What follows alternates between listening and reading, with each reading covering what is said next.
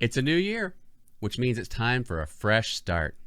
However the last year treated you, and it treated most of us pretty horribly, the new year can serve as a time of rebirth. And speaking of rebirth, the new year also brings a plethora of rebooted entertainment. We're back, relaxed, recharged, and rebooted. This is Way Back Attack.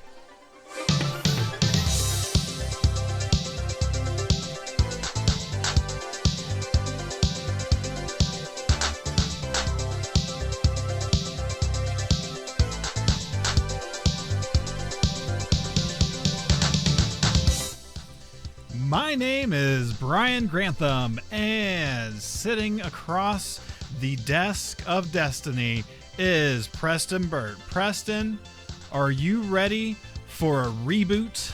I am always ready for a reboot. Whether it's good or not is another story.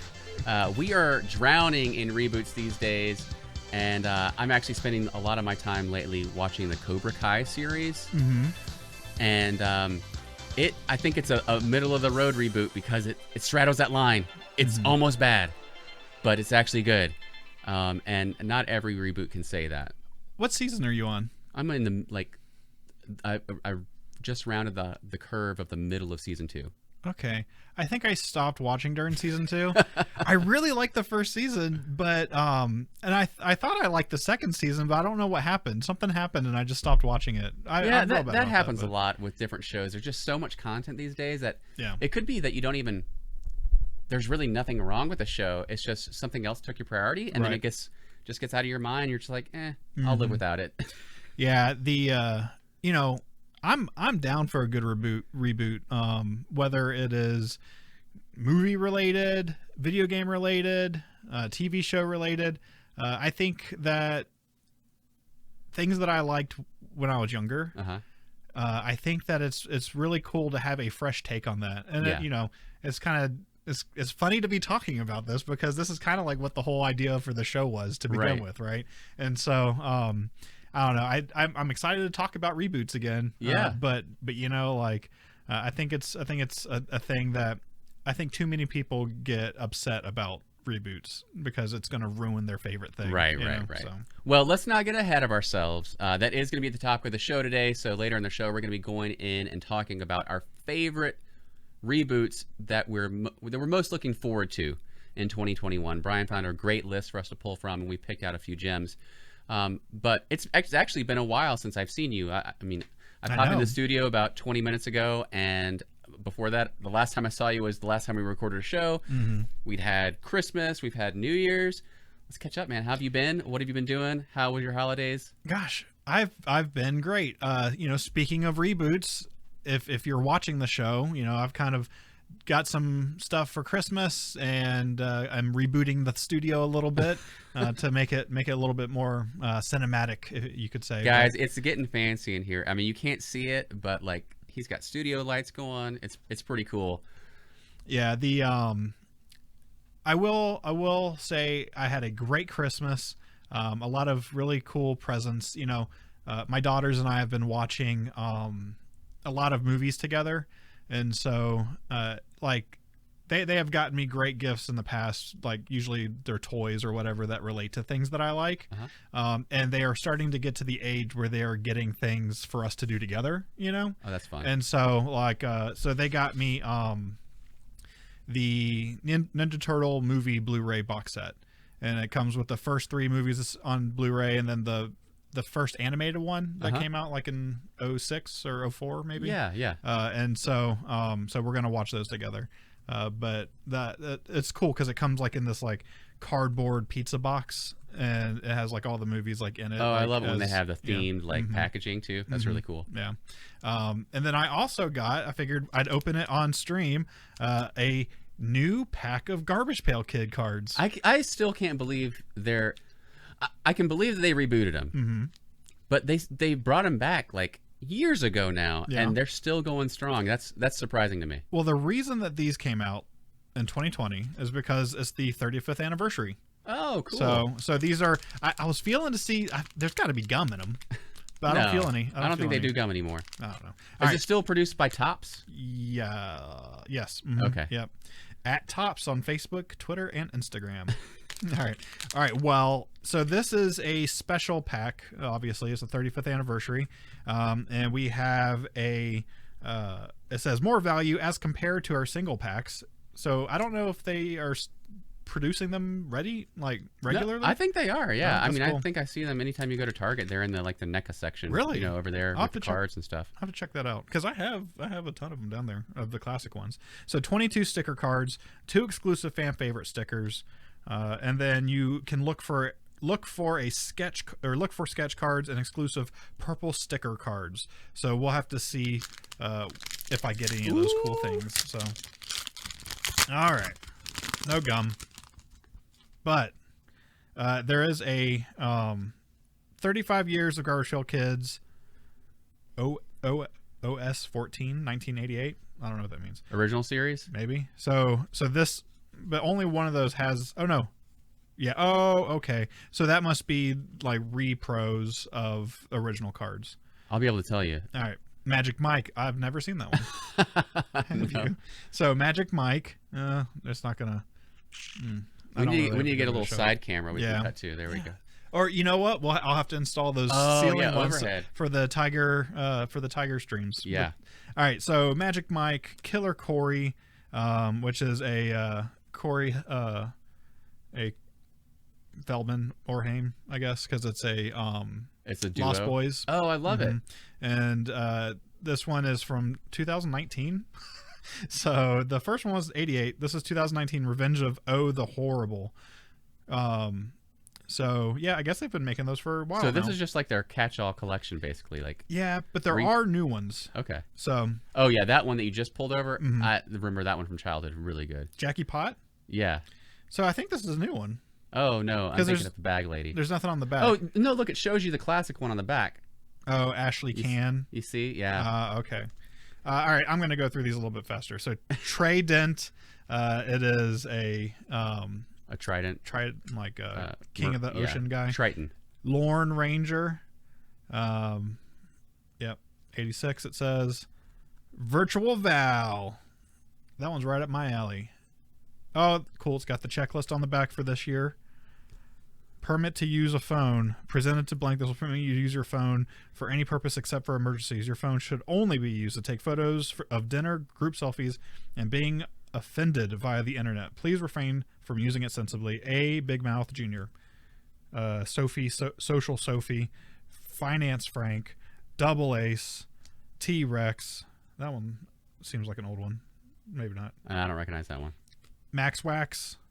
Nope. 2007. I like that one though. That's nasty. 2007. So I guess they've just. I'm telling you, they brought him back like years ago. I'm really shocked they're still going. Runny Reggie, Mandy Manga.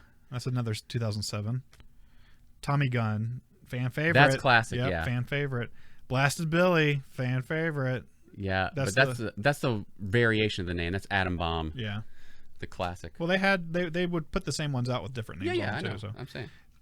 Diaper Donald. I think they could have done a little bit more with this one because this is a new one. So this is a classic one. Rex Specs. RL Slime. That one's pretty good. Oh, that's great. Oh, it's an advertisement because RL Slime has the Garbage Pail Kids book. So you get 4 bonus stickers with the book. Available September 29th, 2020. Crash Craig. Disgustin' Justin. That one's a classic. That's a lot of cards. Yeah, it's 22. Bonnie Bunny, Dog House. Oh, he's the Dog House. That's a 88. Greetings from Earl, Lazy Susan, and Chip Dip. That would be good for your that chocolate Big League Chew. Oh, gross. So those are awesome. Yeah, man. Do you think Topps is still producing them mostly because grown-ups are buying them for nostalgia, or do you think they're kids? Do you think like the gross factor is timeless and the kids are still buying them because they're gross and awesome? Kids like gross stuff, Yeah. And I'm surprised they have not brought back trash can trolls as well, because companies have done a great job marketing gross stuff to girls nowadays. And I think that I always felt like I collected troll dolls, but I always felt that they were like more geared towards girls when we were kids. And so when they did trash can trolls, I of course collected those also. And then I don't know, I think I told this story one time. I wrote a letter to Topps about how yes, I do like trash can trolls, but they really should bring back Garbage Pail Kids because they were so much better. And so I think I got back like a thing like whatever. But well, that's cool, man. That was a really thoughtful gift. That's awesome, and we got to enjoy it all together. But yes. We didn't get any signature cards or any no sketches. Oh my gosh! So now I guess I gotta buy. Just buy the box. Yeah. Live the dream, right? And just buy the box. That's what we get to do as adults.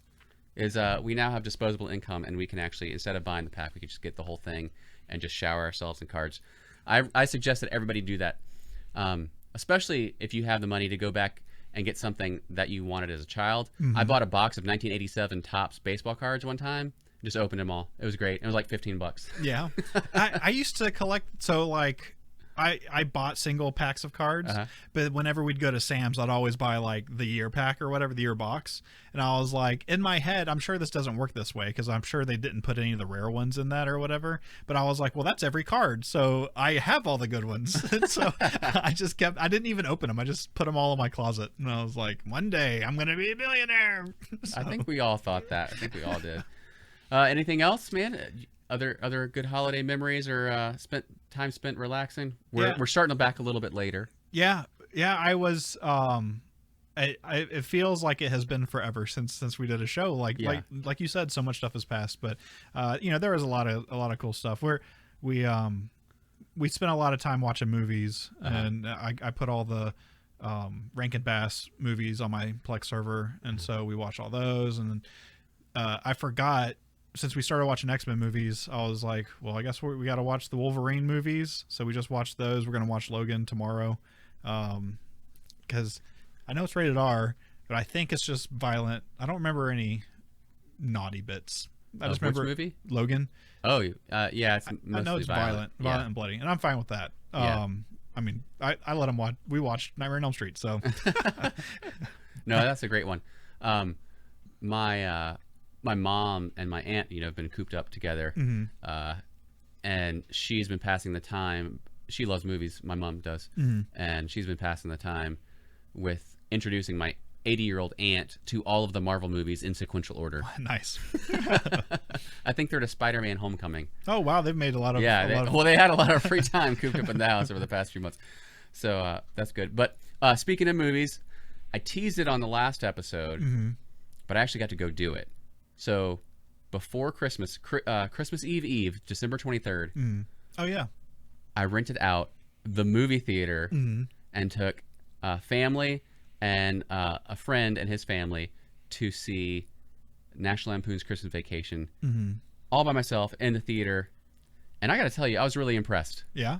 Not only because I was impressed that you can do this for $100, but that I was expecting a much smaller auditorium. I got a really big size auditorium. But it had been, 8-9 months since I had been to a movie theater. And I used to go, once, twice, 3 times a month. Right. So it was really good. I recommend you do that if you have the means. Go to AMC. Yeah, so you did it with AMC. I know that Alamo Drafthouse apparently is also doing something similar. If you can guarantee, like you basically have to guarantee, I think, $150 in food sales, and they'll do the same thing. Oh yeah, we covered that for sure because I spent $50 just for my family. So the check out the theaters around you, and you can still get. I think Alamo, they're probably doing the same thing, like pick off a list of movies. But we were you talking. can go see new ones too. They just cost more. Yeah, because you and I were talking the other day, or texting about how I saw Tenet finally, and it'd be cool to watch that in theaters. So. Yeah, that's definitely a big theater show. And as much flack as Wonder Woman 88 is getting, that is also probably a good movie to watch in the theater for a little bit of spectacle and superhero goodness. Yeah. But well, hey, we got a lot of show ahead for you. But before we do, I wanted to talk about something that is near and dear to my heart, and I am we talk about what has been going on. I've been spending the last long time occupied with a project of mine called Retrofied Magazine. I've talked about it on the show before. I'm pleased to announce that as of yesterday, we have launched our official premiere issue. And I teased it on the last show.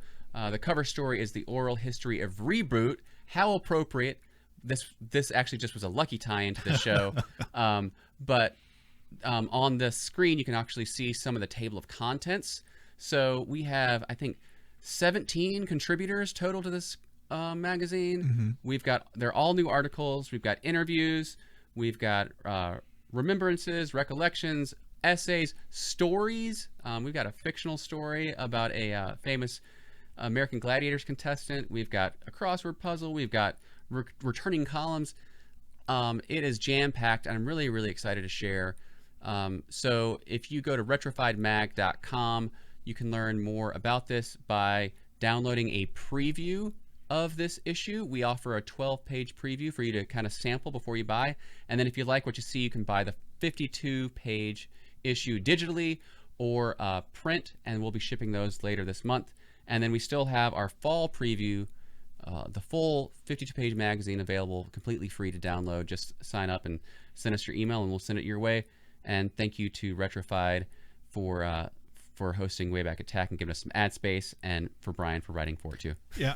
And what was the Patreon for it? Oh, thanks, Brian. That's a nice softball there. It is patreon.com/retrofiedmag, and we've got multiple levels where you can receive the digital magazine or the print edition, plus perks. There's bonus content, all kinds of stuff.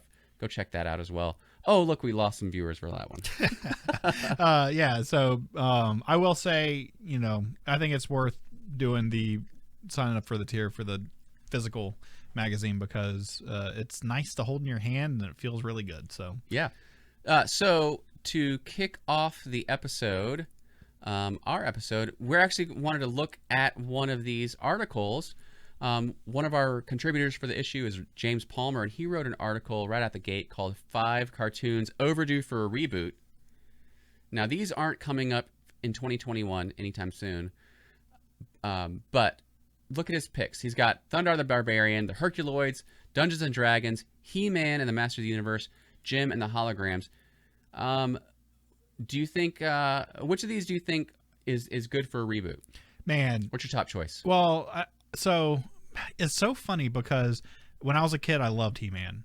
But and so much so that my kids gave me, they found a He-Man book, book at their house. And so when I picked them up today, they were like, "Hey, look, we found this," and they gave it to me. So it was like a storybook from when I was a kid. I loved He-Man. But that's not going to be my pick here, because Jim and the Holograms, I love Jim and the Holograms. I watched that show.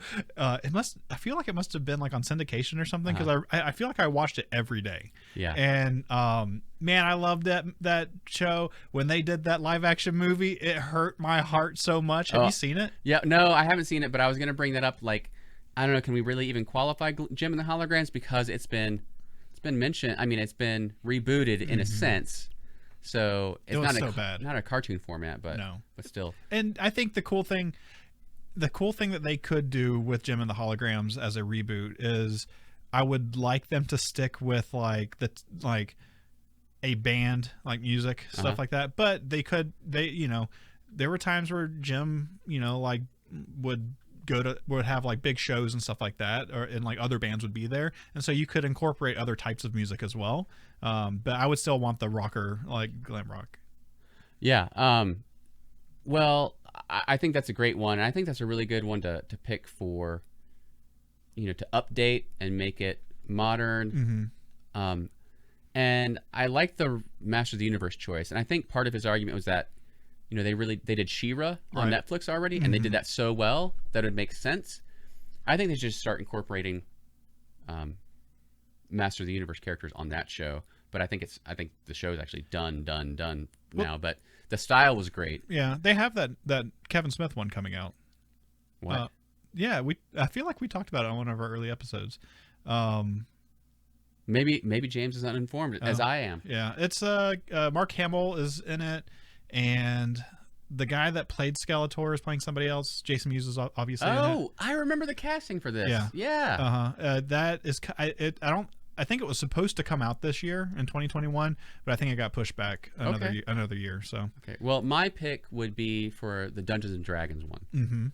I just think there's so much room to go from there because it's not a defined.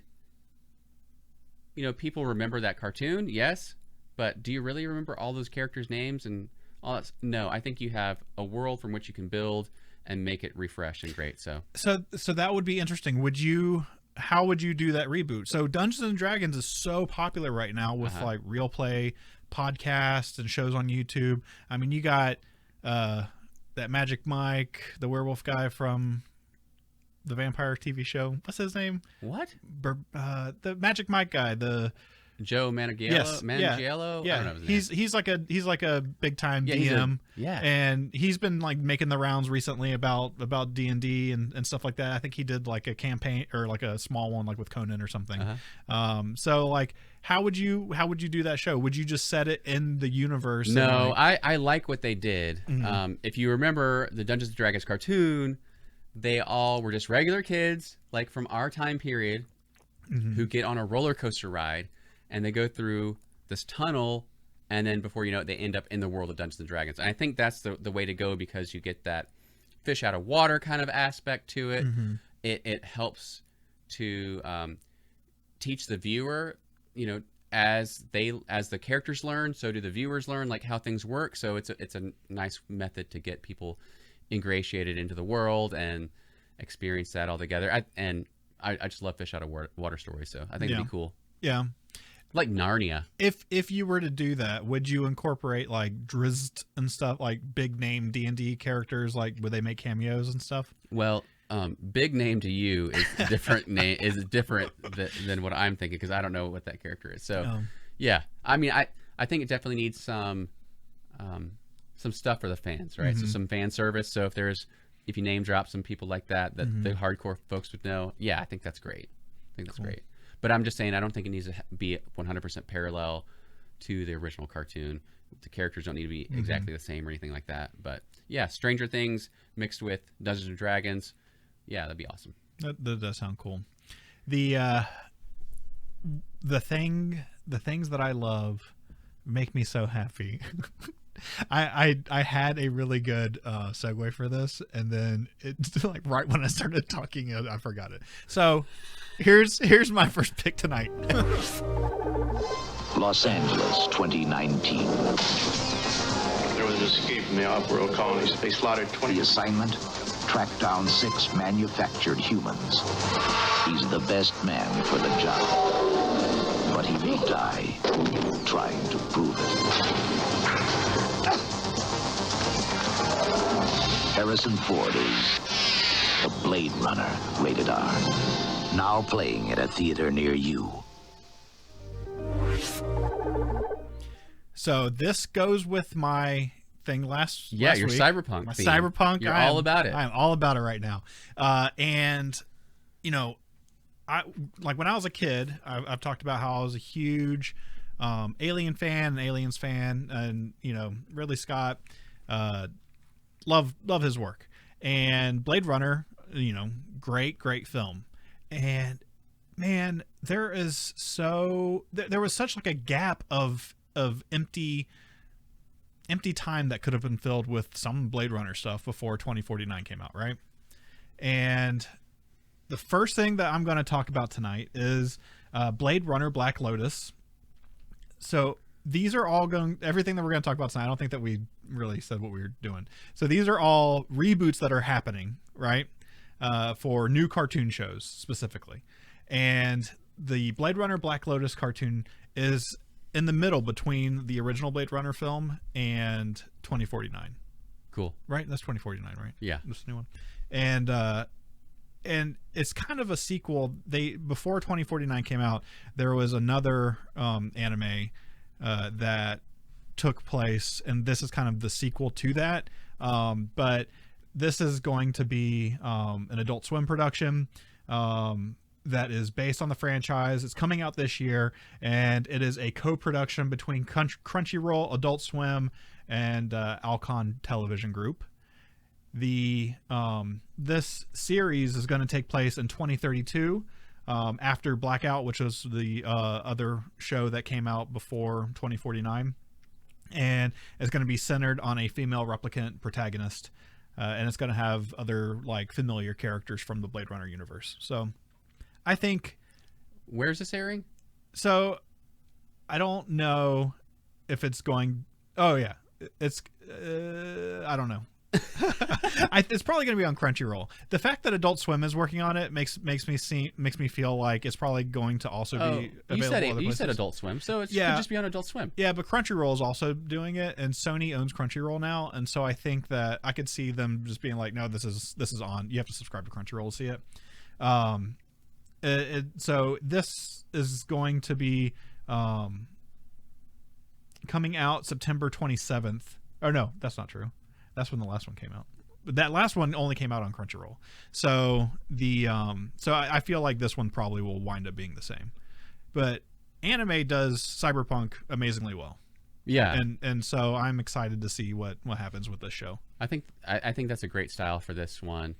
Not Aeon Flux kind of anime, but somewhere in between that and normal. I think that would be really cool stylistically.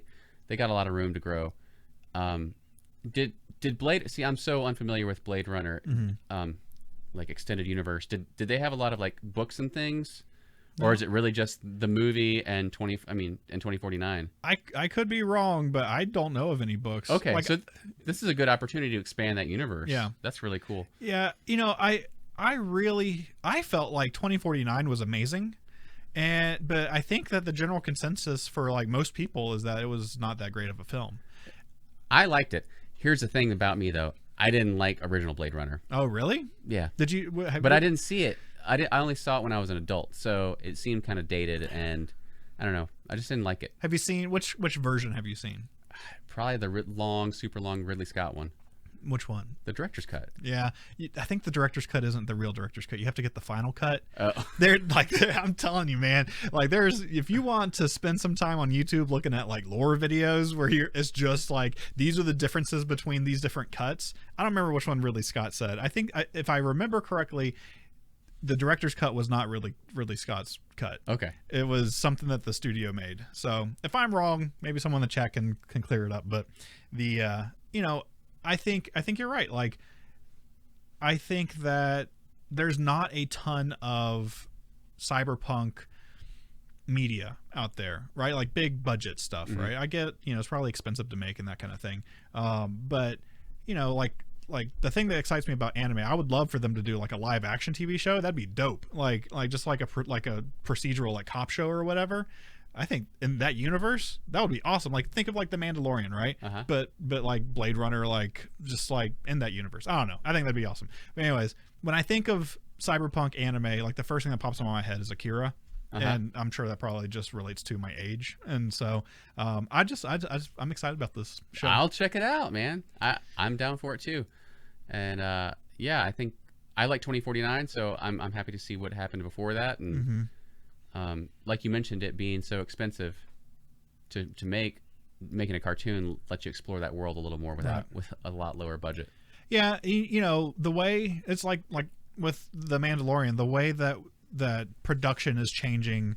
Instead of a green screen now, they have that screen that moves with the camera and stuff. Right. So maybe it gets to a point where this kind of media is more easy to make, and so that can, if this show does really well, maybe they go, well, let's do this, because most of the robots in that show look like humans, so but I don't know. I'm excited for it. Cool. I'm excited for my next one. Yeah, I bet you are. Why are you so excited for it, Preston? I'm stalling so I can get it up. Are you ready? Okay, here we go. Steven Spielberg presents Gremlins. They're clever. They're mischievous. They'll get into the kitchen, the basement, the garage. They'll get into anything. And once they get in, there's a real gremlin in my car! You're in for it. Gremlins. They'll be expecting you at a special sneak preview Saturday, May 19th. Directed by Joe Dante. Rated PG. So my pick for a reboot that's coming out this year is Gremlins Secret of the Mogwai. So this is a new one that's going to be coming out as a 10-episode series prequel to the 1984 Gremlins movie and its sequel, The New Batch. And this is going to be coming out, I believe, on HBO Max. I failed to write that down, but I think I remember reading that. Man, so many of these reboots are coming out on HBO Max. Yeah. And we can talk about a little bit of the stuff that we know, and then we can just make up the rest of it, because I mean, they're so tight-lipped on what's going on with this that, and rightfully so, I like them keeping me in suspense. So it's supposed to be set in the 1920s in China. You know, remember you find Gizmo in Chinatown in New York City, in that shop. So we get to find out how he got there, I guess. And it's the story of how 10-year-old Sam Wing met Gizmo. I don't know who Sam is. I don't know who's playing him. The only actor that's been tied to this is an actress named Gabrielle Nevaeh Green. And I think she's on the rebooted All That on Nickelodeon. So a young kid.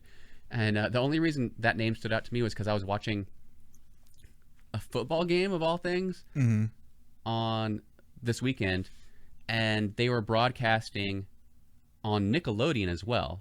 They were playing it on CBS, but you were also broadcasting the same game on Nickelodeon with Nickelodeon announcers, and she was one of the announcers for that football game for Nickelodeon with Slime Time and all that stuff whenever they scored a touchdown. But anyway, so she looks young and spunky, and I'm all for it. Written by Zay Chun, Dale Frank, Justin Falvey, and then and then some other guys that are executive producers. Like, there's nothing to this show. Yeah. Have you heard any rumors? So part of the problem with these shows is most of them they are pretty tight-lipped on, and so there's not a ton of details out about them. For instance, Blade Runner and the Gremlins, I showed clips from the trailers from the movies. Yeah. Because there's just not stuff out there about these shows. Well, there is at least a teaser image. Yes. For the title card of the new Gremlins one, but yeah, they're keeping it close to their chest. Yeah, it'll be interesting. I think it's a cool idea to have this set in the 20s, but how old is Gizmo? Like, is this gonna be a different Mogwai? Yeah, maybe. I mean, you have to think about like what are we gonna learn? I know. That's exciting. The mythos and the mythology, and these gremlin uprisings, maybe from different countries and different time periods, and I think that'll be interesting to see.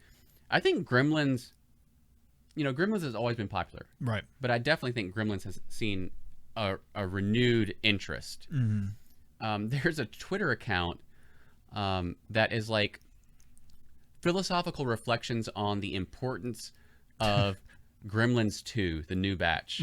Have you seen that account? No. Oh my gosh, it's crazy.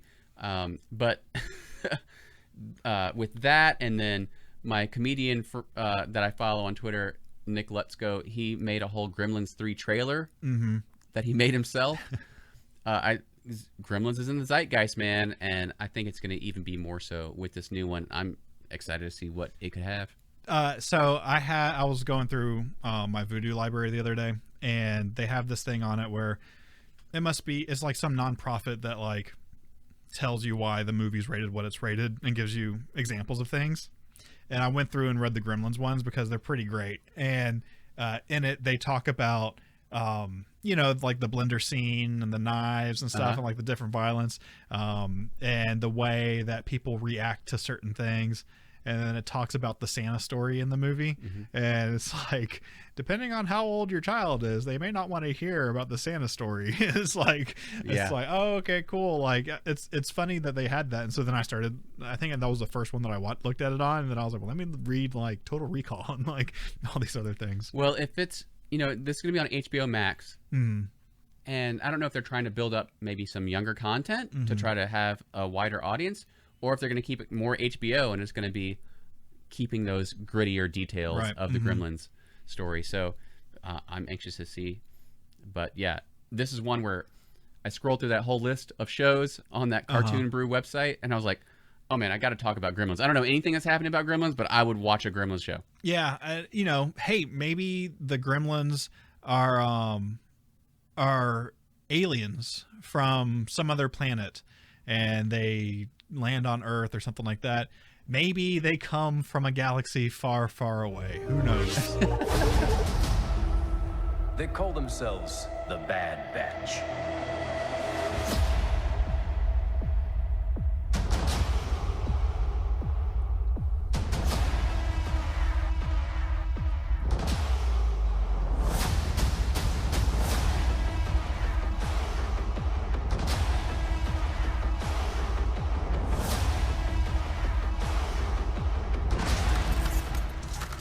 The Republic will be reorganized into the First Galactic Empire!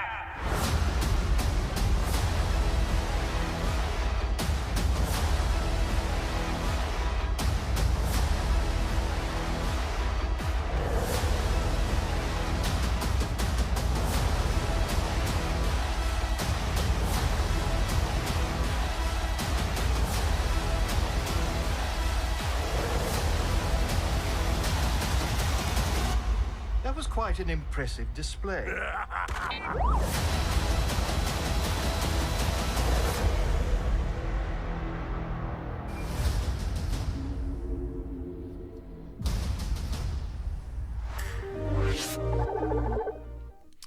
All right, Preston, do you know about the Bad Batch? Congratulations, you showed me something for the very first time. I have not seen that trailer. I've never heard of the show. Hit So, me. so the Bad Batch is cool, right? We're at a point where There's so much Star Wars you can't keep up. Yes. well, people that were kids when episodes 1, 2, and 3 came out are now old, and they look back on those films fondly, right? And that's why Clone Wars and Star Wars Rebels, and that's part of the reason why I feel like these series have done so well. So the Bad Batch is a spin-off and kind of sequel to the Clone Wars. Okay. So you know how they're all clones, right? All the clone troopers. Yeah.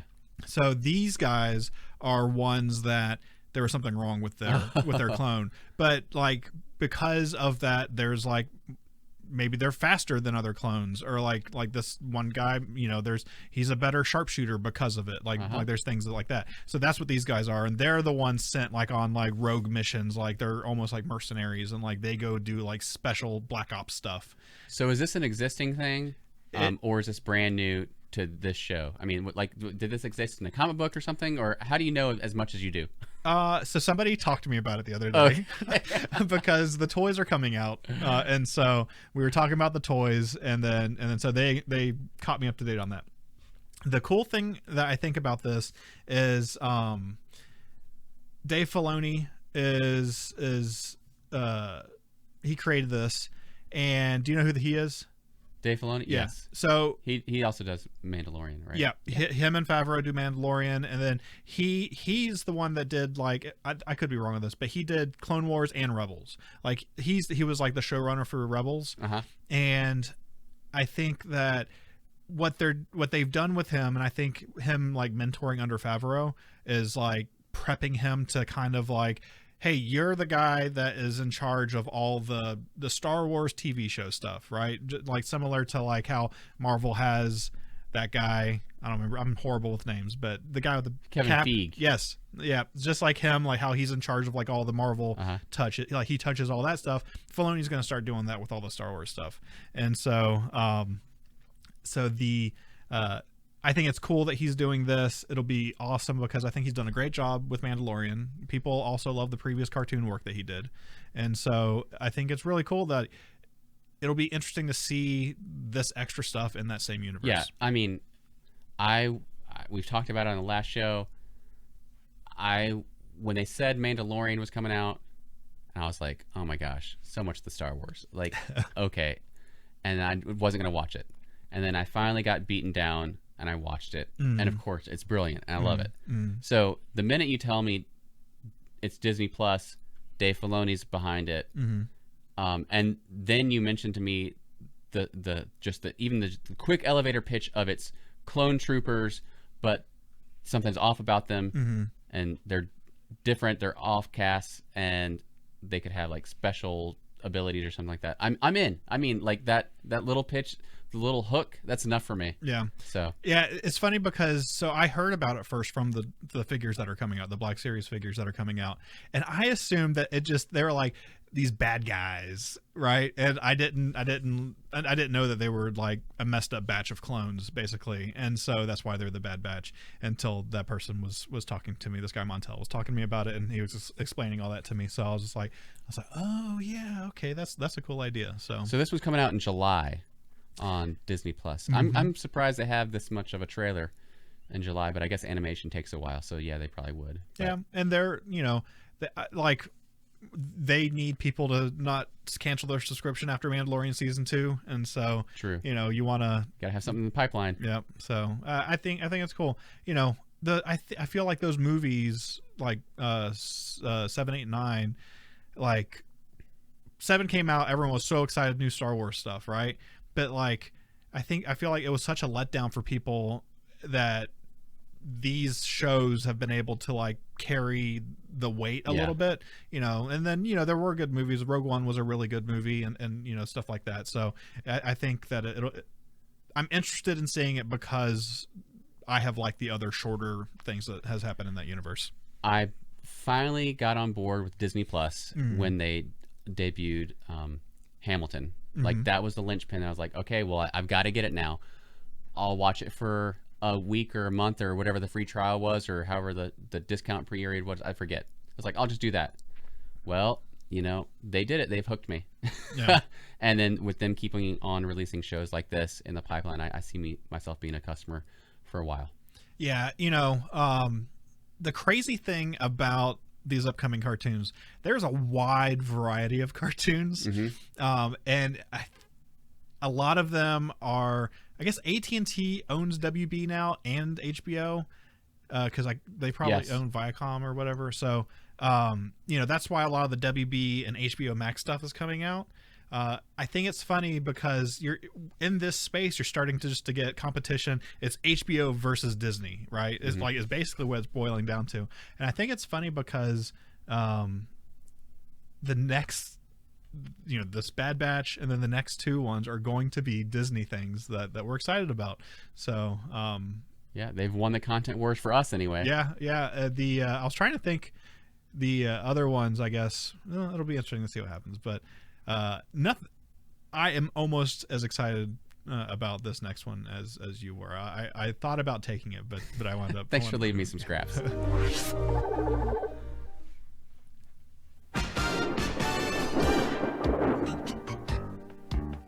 Sometimes some crime goes slipping through the cracks, but these 2 gumshoes are picking up the slack. There's no case too big, no case too small.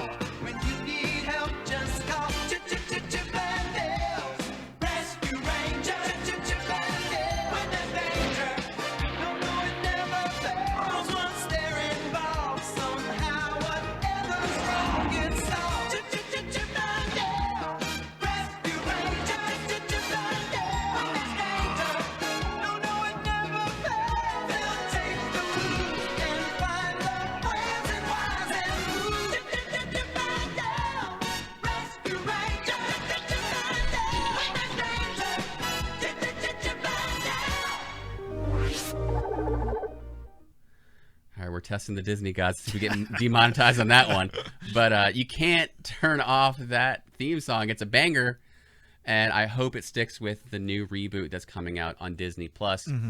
And, this is another one where we had to show the old intro because other than a title card, there is nothing released on this one. There's no visuals of what the chipmunks will look like. There's no story. There's no trailers. There's nothing except the fact that we know that Chippendale Rescue Rangers is being rebooted on Disney Plus.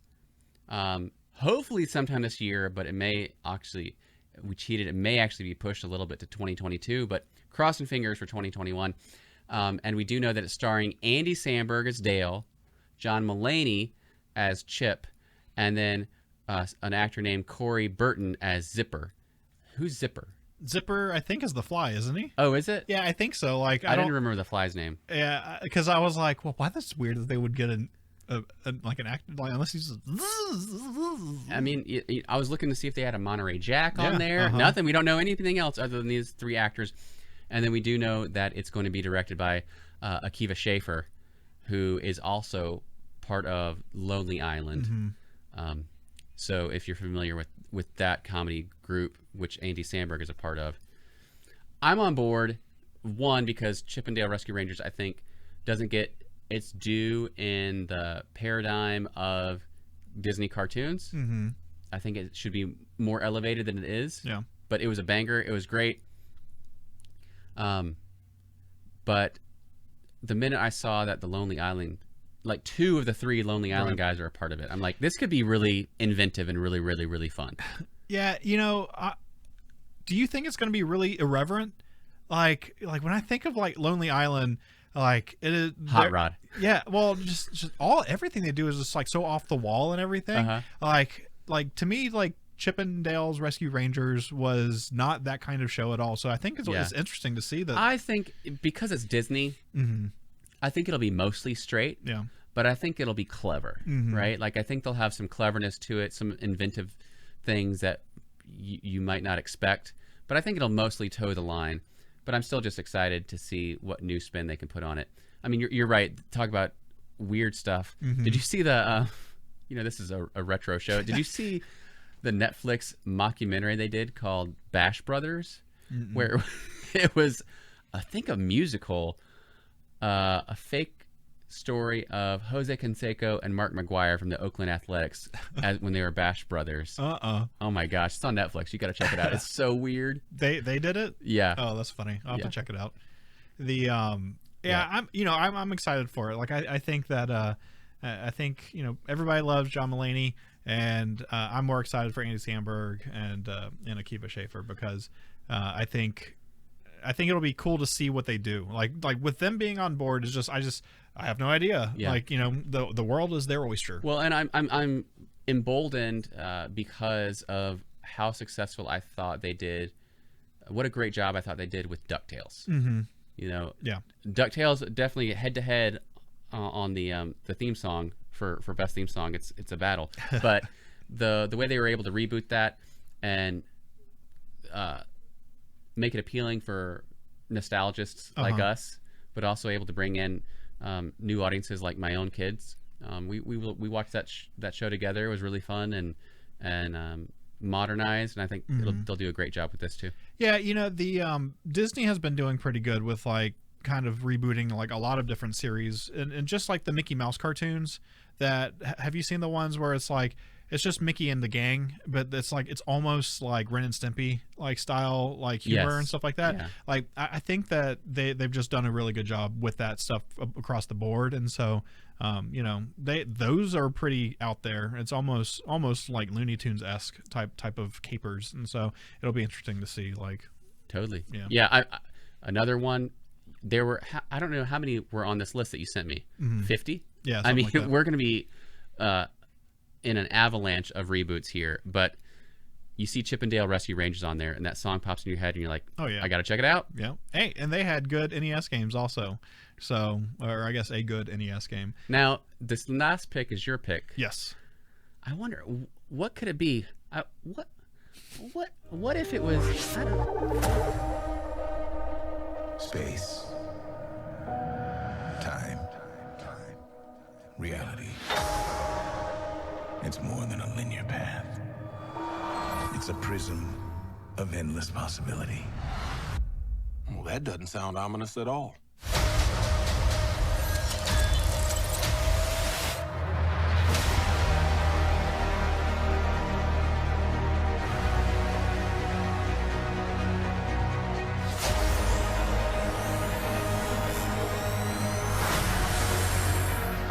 promised an army.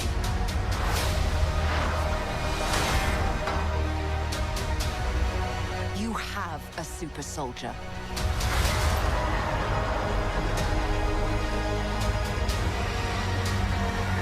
Cool. You sure don't seem too freaked out about all this, kid. What you doing out there all by yourself anyway? Exploring the world. Sounds fun. But why stop at one world when we can show you all of them?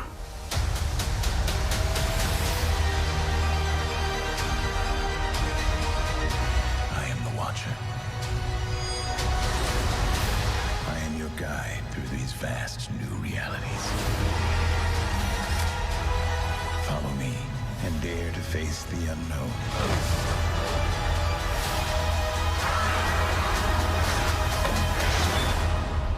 And ponder the question.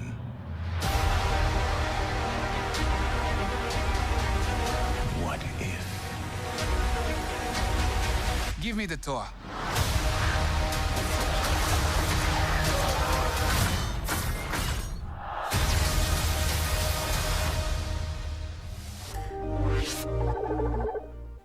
Were you a fan of the What If comics? Yes. Yeah. Very much so. I loved them. I even like I was not a DC reader, but DC kind of ripped them off and did like a thing also, and I like those as well. I always think it's cool like to take these characters and like have like a crazy story involving them, and so this series totally excites me. The only thing I think is weird about it is that because it's Marvel Studios, the series only this series is only going to reflect the movies. And the cool thing is they have a lot of the same actors are coming back to portray their characters and stuff. But this is the first animated thing that Marvel Studios has done since they've become their own studio. And so if this does well, who knows what they'll wind up doing. But I think it's cool that they are going to be bringing in, I guess those movies are like the biggest thing, and that's what probably the majority of the people that would be watching this would be used to or whatever. And so it makes sense for them to do that. But if this does well, I want them to have like a comic spinoff too, because I think that it'd be cool to have people other than what's in the movies. No, I think that's great. I think it's probably smart of them to use the movie properties just because you don't want any barrier of entry. Yeah. And this makes it accessible for almost everybody because so many people have seen the movies that they'll have some familiarity with these characters. But yeah, in that montage we saw even the characters are styled to look like the actors from the series. So you saw like Sebastian Stan's version of the Winter Soldier as Captain America. And then Benedict Cumberbatch's Doctor Strange was in there. A lot of other things. But yeah, it's an imagined story that's just a one-off that has no bearing in the rest of the universe of the comics or the movies. But it's just like, I wonder what if this happened. In the comic books growing up, there were some great ones. I was a big X-Men fan. Yes. And so there were comics like What If Wolverine was Lord of the Vampires? And you got to see like a Wolverine vampire story. I mean, it's really weird stuff like that. And you got to see other ones about what if like all these X-Men died in some story. I forget which one it is. There was a Nightcrawler specific one too. I don't remember. Like I remember I had that issue at like summer camp, and I remembered having it on me there, and like I would sit in the corner and read it and stuff like that. So I have a lot of good memories for those comics, and so it'd be cool like they're setting up the cinematic universe, because this is actually part of like their whole cinematic universe plan. The next movie is supposed to be Doctor Strange 2, right? And that is going to open up the multiverse, right? Yeah. And so I feel like them not putting that movie out is kind of crazy, because you have WandaVision is out. Is WandaVision out? It's now? coming out like this week. Okay. And like I feel like that only exists if you had Doctor Strange 2, because that movie was supposed to come out last year. Oh, and right. so it's like, well, now it seems weird that WandaVision is like a sitcom, and like it's I don't know. So this show is going to be a 10 episode thing, and it's coming out in the middle of this year, and it's part of the MCU's Phase 4, and so I assume that the way they're going to incorporate it is that these are also parts of the multiverse, right? And since they are going to be keeping all the Fox movies, like all the X-Men movies, they're not wiping that away like Star Wars did, where they said, hey, the expanding universe isn't real anymore. When that happened, that's all legends now. So the way that they are wiping it away is they are saying, well, that was just another dimension or whatever. That was part of the multiverse. And in the MCU X-Men movies that will come out, like, will not be related to those people. But it's a cool way to keep things going. Yeah, and not say that other stuff doesn't count. Like, this is the real deal. So they're real to me, darn it. Yeah, I know. I like, for a lot of people, it'll be almost impossible to have a Wolverine that is not what's his name? Hugh Jackman. Yeah, Hugh Jackman. No, this would be a good way to introduce that. If they do show someone like that. I can't believe that we got Wolverine for 17 years of the same actor. Pretty incredible. I don't remember if it was a Guinness record. He won some award or got some kind of record for being the longest running character in like a movie series or something like that. And I was like, well, that's a lie, because you could say that about any of those characters like that were in the very first X-Men movie. But I guess like Patrick Stewart has been in the newer X-Men movies, but he is not always, right, because he's on all of them. Yeah, they had the younger guy. But no, I'm really excited. You said 10 episodes. When is this one coming out? Do you have a date on this one? Not a date, just the middle of the year. Okay. Yeah, I will anxiously be waiting this one, and I'm probably gonna have to go back and get some back issues of the What If comic book too, just to see if there's some great stories out there, and hopefully, like you said, they'll revive it for a new comic series as well. But yeah, hey, this was only 5 of our picks. What was the scroll up for just a second? What was the site? It was Cartoon Brew. Yeah, so look for Cartoon Brew 2021 Cartoon Reboots, and you can see it broken down by streaming service or network of what all they're bringing to the table this year. It's a great article, and just get your checklist out. Good things are coming.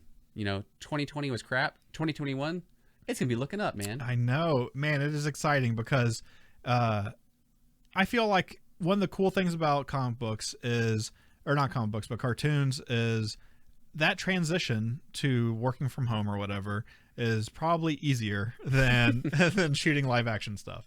And so I think that, there was probably a delay to a lot of this stuff, but I feel like that's why all this stuff is hitting right now, is because like that delay happened, and then they're like, oh no, we can totally do this. And then, so now we're just getting piled on, which is great. So love it. Well, Preston. Yes, Brian. That time again, my friend. What time is that, sir? It is time to thank our patrons. Yay! This week, we wanted to thank Heather Allspa for joining the crew. Hey, thanks, Heather. Thanks for being a loyal listener. We see you popping up here very often, and I couldn't do the show without your support. So for folks who are not currently Patreon members, we have 3 membership levels for you at patreon.com/waybackattack. You can join us for as little as $2 a month to show your support with your nostalgia goggles. You can be a flashback fiend at $5 a month, or join us as an associate producer at $10 a month. So we've got bonus content. We record a monthly bonus show, but we're doing some other stuff, and the more activity we see on there, the more likely we'll be inclined to also do more stuff for that. So, but we'll have a monthly show coming out soon for January.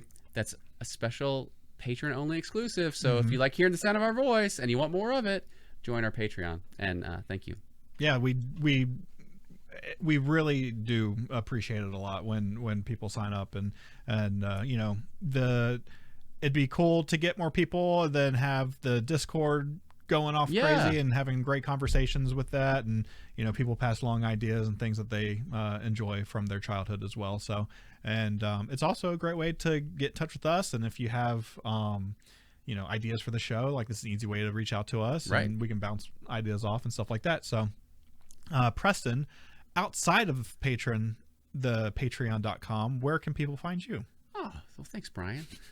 People can find me on Twitter. I'm at @SquaredStiff. And you can find the show at wayback_attack, or you can email the show at waybackattackshow@gmail.com. We're on YouTube. We're on Facebook. We're everywhere. Brian, where can they find you? You can find me at BE Grantham. And then, did you do the show's Twitter handle? I sure did. Okay. I thought you did, but I wasn't took sure. them all. Because I was looking at something. So. I'm greedy. Yeah, well, it's okay, Preston. I forgive you. We got the whole rest of the year. So, thanks for hanging out, everybody. Thanks for listening. Thanks for watching. And we hope to see you next time. So, take it easy. Happy New Year.